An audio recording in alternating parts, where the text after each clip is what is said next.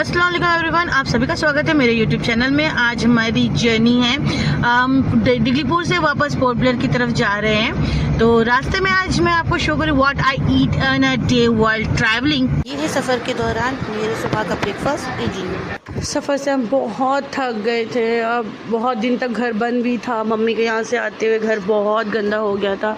आने के बाद मैंने देखा, उसके बाद अभी सबसे पहले मैंने घर की सफाई करी, फिर फ्रेश हुए। अब मैं लंच की तैयारी करूँगी। अब मैंने अपनी लंच की तैयारी कर ली है। मैंने बना लिया है मैदे का चिल्ला और साथ में मैंने फ्रूट्स भी रखे अपने लिए। लंच में आज मेरा यही है। आज मैं सफ़र से बहुत ज़्यादा थक गई थी तो मैंने ऑर्डर करी चिकन बिरयानी और सैलड।